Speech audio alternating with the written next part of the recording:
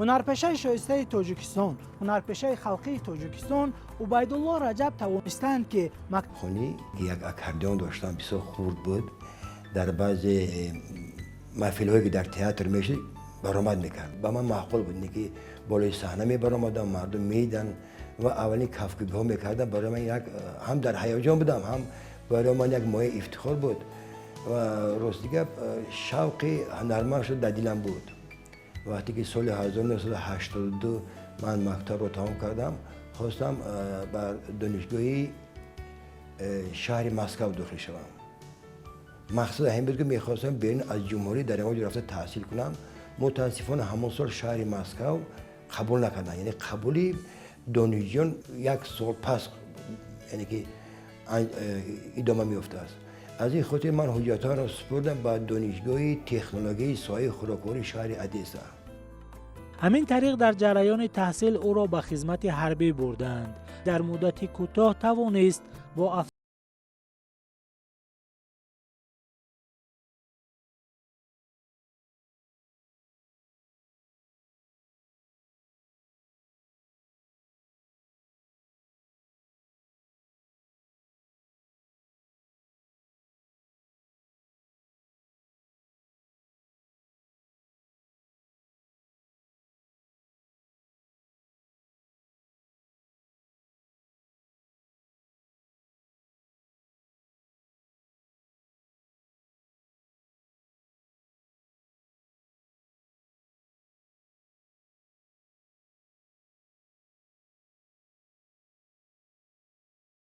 تاجیکستان برگشتم.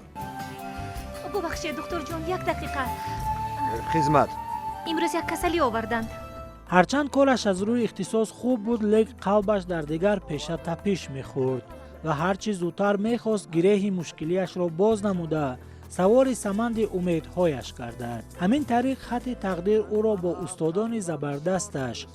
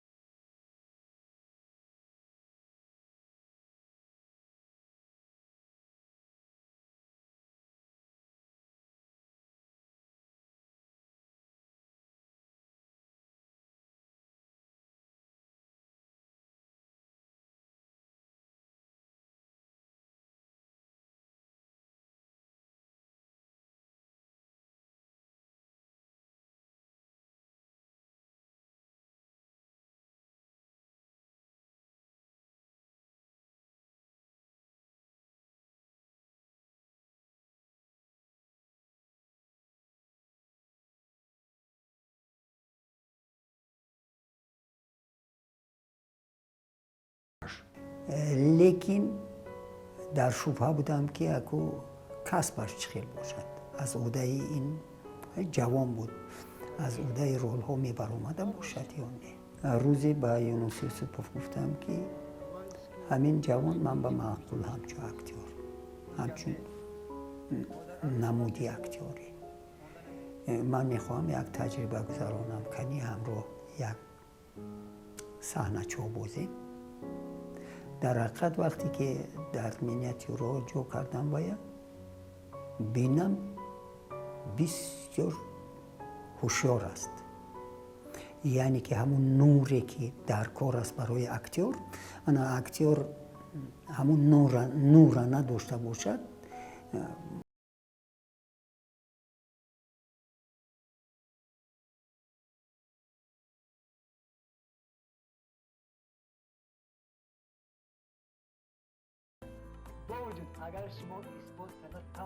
аксари ҳамкасбонаш ба ӯ бовар мекарданд ва коргардонҳо нақшҳоеро ба дӯшаш вогузор менамуданд ки абуалии ҷавон аз уҳдаи он ба хубӣ мебаромад. абуалӣ муродов аз интихоби устодаш сарбаланд аст ва доимо ба меросаш арҷ мегузорад.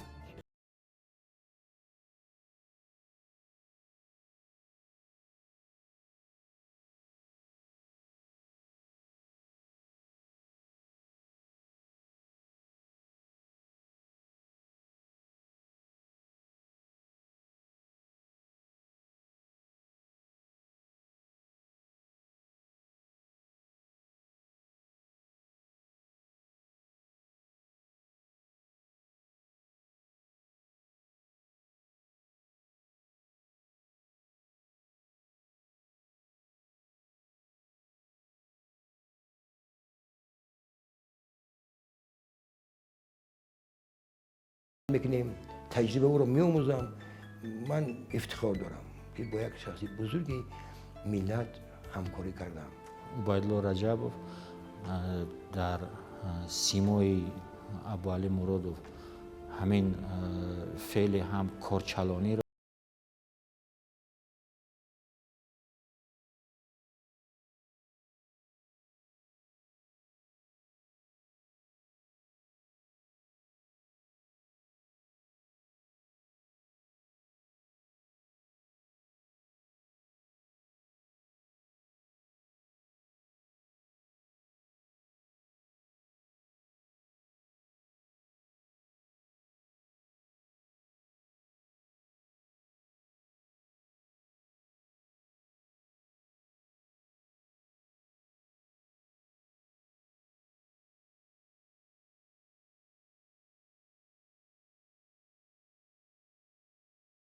که حالت من دیگر میشد. من چون که از روی کسبیت آنها نگاه کردم، من تو اندازه کوشش میکردم که با مانند آنها نقش بازم. همراه کار کردیم، در اکران او را سنجیدم.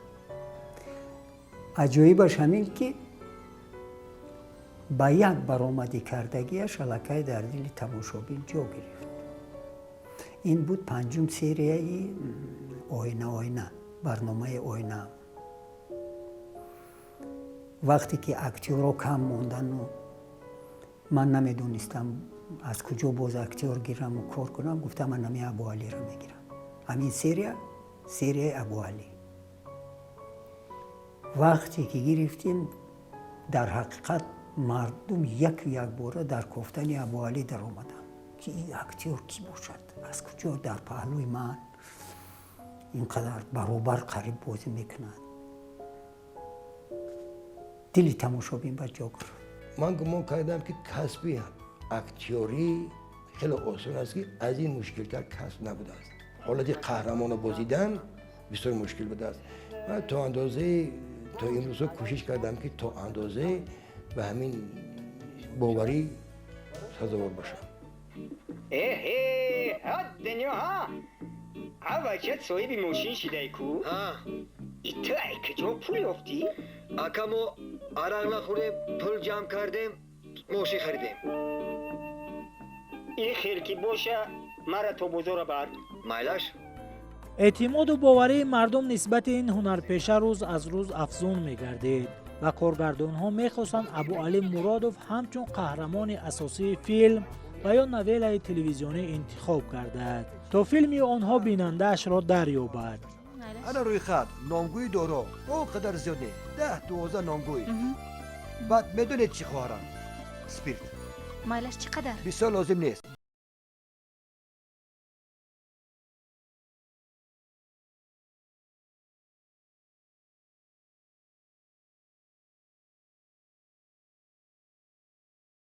در حقیقت زنی غمخور بوده تشکر من به شما. سلامت باشید سلامت باشید.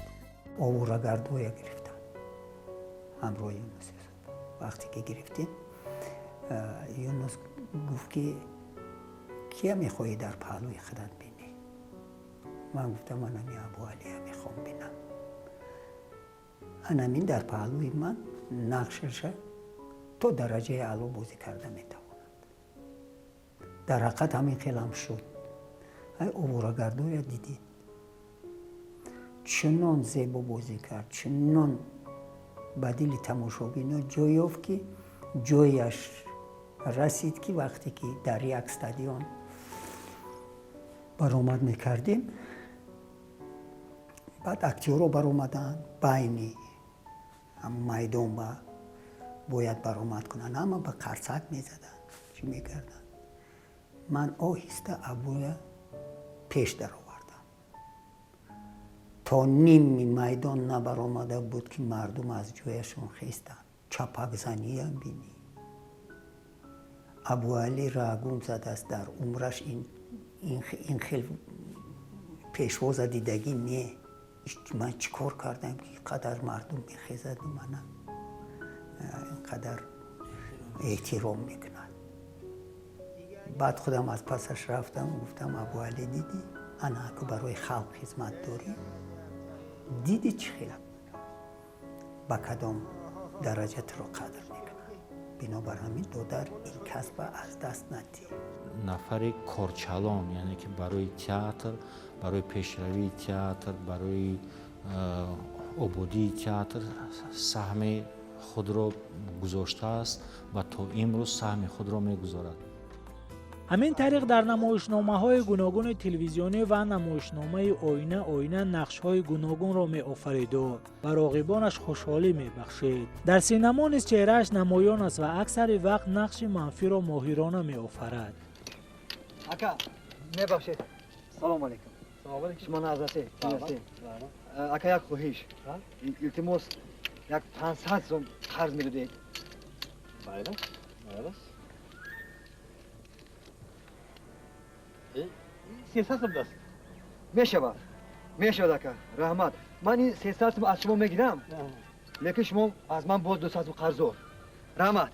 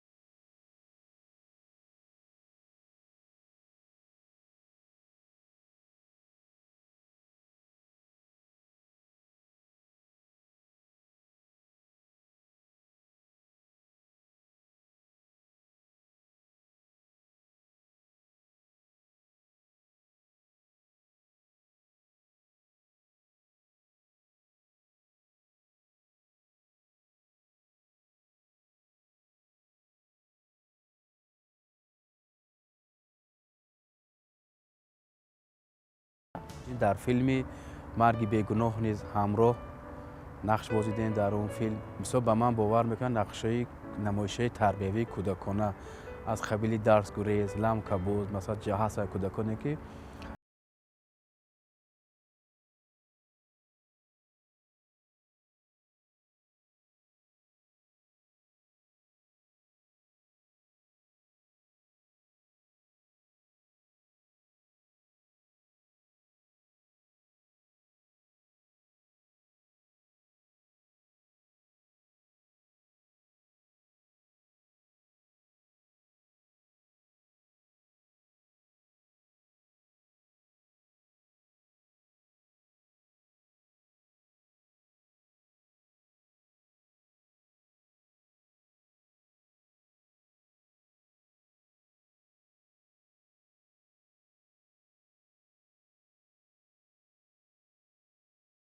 бозӣ мекардам ва ман ки дар соҳаи ҳаҷ на он қадар таҷрибаи корӣ доштам ва дар ин ҷо як мактаби хубе ҳам шуд барои ман ва устод вақте ки дидан намоиша тамошо кардан ва камбудиҳоро гуфтанд ки чӣ гуна мумкин аст ислоҳ кардан ва тавсияҳо додан. Мо кӯшиш кардем тавсияҳои онҳоро гирифтем ва камбудиҳоро ислоҳ кардем ва саҳна хуб ҳам баромад. Ва дар ҷодаи синемо бошад як филми устод асланшо ҳоло ба экран набаромадааст, лекин сабт рафта истодааст. Абуалӣ Муродов нақши командири қисми ҳарбӣ ки дар он ман хизмат мекунам ҳамонро мебозиданд ва дар ин филм мо яъне ки ҳамкорӣ дар якҷоягӣ ки нақш офаридагӣ ҳастем. ба ҳунармандон мефаҳмонанд ки дар кадом нақш бояд чӣ хел ҳамон нақши худашро офарад, қаҳрамони саҳнаи худашро чӣ хел бояд ки ба мардум расонад. Шахсан худашон ҳамин чизро ҳамкорӣ карда ва ҳамеша кӯмак мекунанд. ва дар ин ҷо ман як лаҳзаи бисёр хотирмон дорам аз устод Абуалӣ Муродов ки ҳама ҳамчун роҳбар қабул доштанд ва вақте ки хостем он касро ба навор гирем дар як саҳнаи филм нақши шайхи арабро бозӣ мекардам. ҳама дар ҳайрат буданд, ҳаяҷонзада буданд ки ҳоли ҳозир роҳбар мебиёнд, он кас чӣ талаб мекарда бошанд, чӣ мехоста бошанд, ҳама дар ҳаяҷон буданд. вақте ки Абуалӣ Муродов омаданд, ҳама коса куҷо монам шуда буданд. омаданду шумо ором бошед, ман дар ин ҷо роҳбар нестам, ман дар ин ҷо ҳунармандам, ба ҳазор дигар корҳоятонро бинед, ана баъдан маро бе ягон саросемагӣ дудилагӣ он чӣ ки шумо мехоҳед ҳамон хел ман нақш мебозам. ва дар ҳамин ҷо ман ҳунари воло доштам, эҳтиром ба саҳна доштам. умуман одами эҷодкор будани устод Абуалӣ Муродовро дарк кардам. Абуалӣ Муродов шахси дарёдил, нексирешт ва некназаранд. ҳамеша дар ҷодаи интихоб кардаашон муваффақ ҳастанд ва ҳамеша ман ҳамчун шогирд як назар меандозам, бениҳоят устод меҳрубон аст ва дарди дили касро гӯш мекунад ва таскинбахш аст. ва ҳамчунин дар соҳаи санъат моро дастгирӣ мекунад. аввалин бор ки ба театри Оина қадам гузоштам, аввалин бор аз ман маҳорат гирифтанд ва якуним саҳнае ки ман иҷро кардам маслиҳати туй буд ки ин саҳна ба ман хеле кӯмак кард. ба ин даргоҳ қадам мондам. Абуалӣ аз ҳамон вақт ба ман ҳаққи устодӣ дорад. Дар тамоми саҳнаҳо ӯ ба ман кӯмак мерасонад. ман тӯли 15 сол шид ки дар ин театр кор мекунам ва ҳамавақт дар кадом саҳнае ки набошад акои Абуалӣ ба мо ғамхорӣ кардааст, саҳнаҳоро мефаҳмонад, бисёр сода карда мефаҳмонад, ҳамкорӣ мекунад. нисбат ба ҳунармандон ғамхор ҳастанд акои Абуалӣ. бисёр меҳрабонанд ва вақте ки дар саҳна мо кор мекунем, ягон саҳнаеро агар акои Абуалӣ ба мо кӯмак кунанду режиссёрӣ кунанд, ҳамун саҳна зуд рӯи саҳна мебирояд. дар нақши дар девонахона, баъд дар филми Чарх, бо дар як филми дигар Марги бегуноҳ бо ҳамроҳи акои Абуалӣ мо дар он ҷо нақш бозидем. Абуалӣ Муродов доимо шогирдонашро гирди худ ҷамъ намуда موضوعهای وطندوستی و خویشتنشناسی را در تفکر و اندیشهشان جای می‌کند و برای پیشنهاد صحنه‌های تربیوی آنها را تلقین می‌نماید. جوانان از کار او تجربه می‌گیرند تا در این سمت موفق باشند. استاد ابوعلی مرودов واقعا هم یک شخصیتی هستند که در ساحه حج و امروزه بسیار هم جدی میگیرند. هر موضوع سبک و هر موضوع مثلا با مو سطح تئاتر مطابقت نمیکنند، با اون کوشش میکنند که اونها را مثلا در صحنه نمونند و در همین چیز بسیار در همین کار بسیار جدی اند و غیر از این بسیار هم یک طبع شوخ هم دارند، یعنی که گرچند راهبر هم باشند، یعنی که در هنگام صحبت بسیار هم شوخ هم هستند. یک خصوصیت دیگر دارند که بسیار هم به جوانان، بیشتر به جوانان بسیار اعتبار میدهند و امروز با دستگیری این کس در تئاتر استودیوی فیلم، یعنی که علاقه تاسیس داده شد، استودیوی ثبت آواز تاسیس داده شد، انسامبل هست خب که در اینجا بیشتر جوانان فعالیت میکنند و آنها نیز کوشش میکنند که جوانان رو به این راه بیشتر تربیت کنند تا اینکه آینده کسب اینها رو دیگران باز دوام دهند. باعث افتخار است که ما با این هنرمندان، با این استادان همکاری میکنیم و صحنه‌هایی که داغ روز هستند با کمک این استادان و بینندگان پیشنهاد میکنیم. البته هر یک کار به دستگیری استادان نمی شود، به همین خاطر ما سرجم شده همراه این استادان نمایش میگذاریم و افتخار هم میکنیم که شاگرد چنین استادان بزرگ و برجسته هستیم. از سال 2007 وقتی من به این درگاه آمدم از ابوعلی مرودов بسیار چیزا آموختم و مکتبی خوبم دارن، پردنیاری خوبم هستن، کوشش میکنن که در صحنه از همون حالتی که هست آدم برورن. اگر مبادا گم کنی خودشون لجاب سخن رو به دست گرفته صحنه رو پیش میبرن و برای من یک شخصیت بزرگ هستن. من حرمت میکنم، دوستشون میدارم. از ابوعلی مرودов بسیار چی آموختن ممکن. دنیای ابوعلی مرودов دیگر است.